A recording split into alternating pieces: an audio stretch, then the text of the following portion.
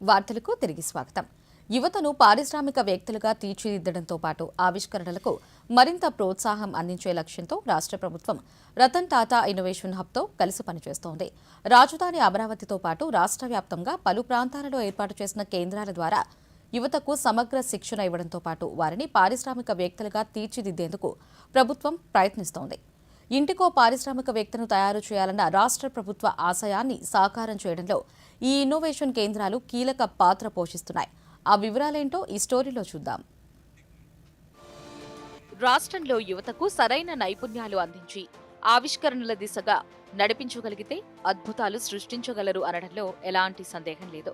ఈ ఆలోచనతోనే రాష్ట్ర ప్రభుత్వం యువతను ఆవిష్కరణల దిశగా ప్రోత్సహించడంతో పాటు పారిశ్రామికవేత్తలుగా తీర్చిదిద్దేందుకు చర్యలు చేపట్టింది. ఇందులో భాగంగానే ప్రముఖ పారిశ్రామికవేత్త దివంగత రతన్ టాటా స్ఫూర్తితో ఏర్పాటైన రతన్ టాటా ఇన్నోవేషన్ హబ్తో ప్రభుత్వం కలిసి పనిచేస్తోంది. ఇన్నోవేషన్ కేంద్రాల ద్వారా జాతీయ, అంతర్జాతీయ స్థాయి అత్యుత్తమ శిక్షణను అందించి ఔత్సాహిక పారిశ్రామికవేత్తలను అందించాలని రాష్ట్ర ప్రభుత్వం లక్ష్యంగా పెట్టుకుంది. అంతేకాక విశ్వ విపణిలో యువత అపార అవకాశాలను అందిపుచ్చుకోవడంతో పాటు స్థానిక పెట్టుబడులకు వేదికను కల్పించనుంది. అమరావతిలోని రతన్ టాటా ఇన్నోవేషన్ హబ్కు అనుసంధానంగా విశాఖపట్నం, రాజమహేంద్రవరం, విజయవాడ, తిరుపతి, అనంతపురంలో ప్రాంతీయ కేంద్రాలను ఏర్పాటు చేశారు. విజయవాడలో ఏర్పాటు చేసిన రతన్ టాటా ఇన్నోవేషన్ హబ్ ద్వారా పలువురు యువతీ యువకులు శిక్షణ పొందుతున్నారు. విజయవాడ పరిధిలో ఆవిష్కరణలు, స్టార్టప్లు, నైపుణ్యాభివృద్ధి, ఉపాధి అవకాశాలు కల్పించే లక్ష్యంతో రతన్ టాటా ఇన్నోవేషన్ కృషి చేస్తోంది.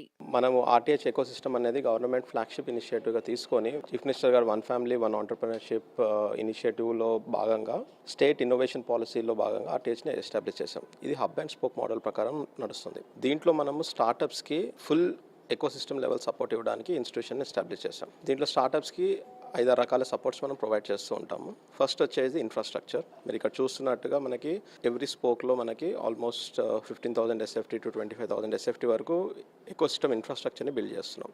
దీంట్లో ల్యాబొరేటరీస్ కానీ, కోవర్కింగ్ స్పేస్ కానీ ఉంటుంది.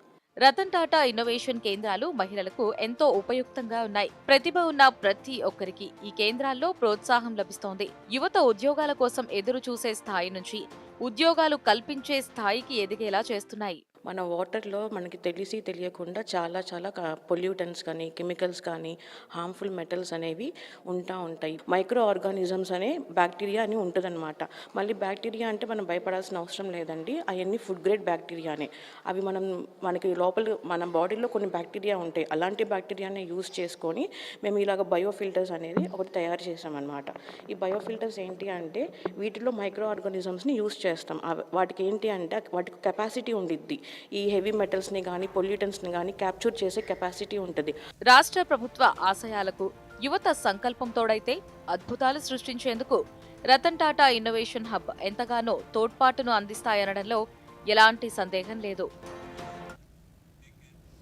డ్రగ్స్